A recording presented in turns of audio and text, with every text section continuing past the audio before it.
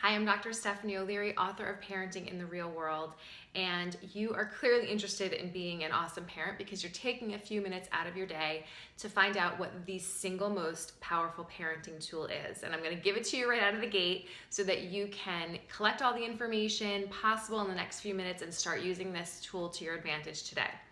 So here's the secret. The single most powerful parenting tool that you have access to is self-care. That's right, taking care of you as a parent, you as a mom, you as a dad, you as a caregiver. Doing that on a consistent basis will make a tremendous impact on your parenting and on your relationship with your child. I'm going to also tell you the 3 things that get in the way of this most commonly. The first one is time, right? Who has time? I don't have time for that. There's not enough hours in the day to begin with. You have kids who need your help and support. You have many, many other responsibilities. So the lack of time, the lack of that extra hour in the day or the extra day in the week is the most common thing I hear parents report when I really mention that self-care is something that can turn things around. So be mindful of that. And the way you can debunk that is to flip your mindset and think about all the things that you do for your child and the fact that you can find time to do things for your child. I don't have time to drop off a forgotten lunch.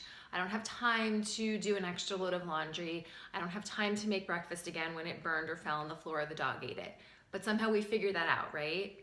So now it's time to apply that same really outside of the box thinking to yourself to make time for self-care and also to just be honest. There is enough time and you can find it in those little moments.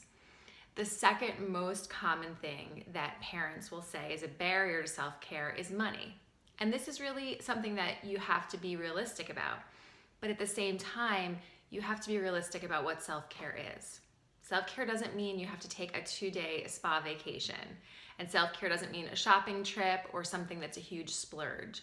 Some of the most effective self-care that I engage in has to do with finding a quiet place, which is sometimes my car in the driveway or the garage or my bathroom with the door locked so that nobody can find me.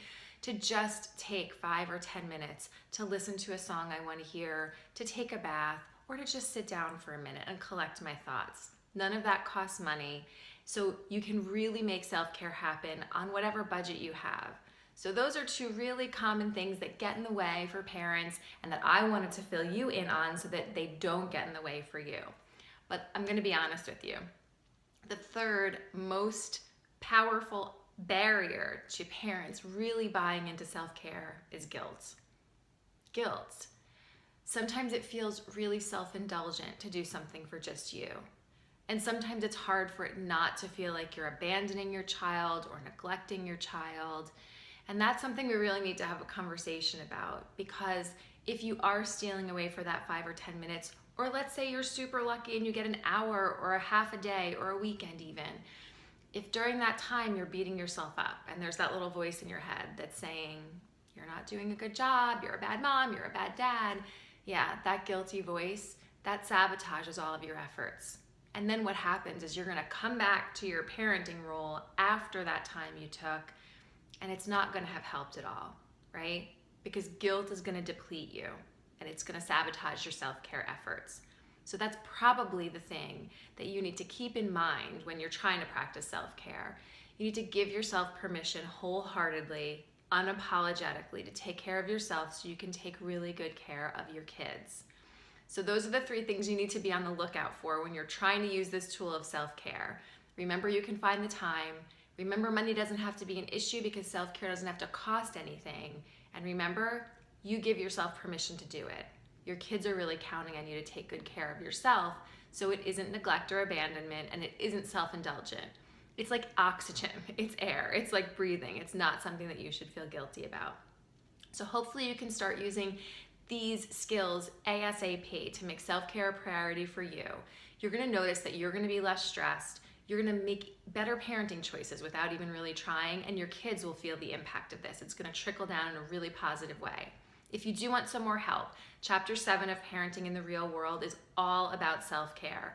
It's a quick, easy, funny read, and you're gonna hear my stories about how I make it work for me, and hopefully it'll make it easier for you to use self-care in your day-to-day life. The other thing I want to give you a heads up about is I'm working on a pretty amazing video workshop. If you're struggling to really put self-care into action, I want to help you. I want to give you a 21-day, a 3-week game plan to make it happen. That's going to be ready in March, and I'll send you a quick email. So if you're interested, you can look into it. And if not, that's great, because that means you're already practicing self-care and you're making it work for you. So thanks so much, and be on the lookout for that email so I can see you on or after March in the video workshop to make self-care a priority for you and your family. Thanks so much.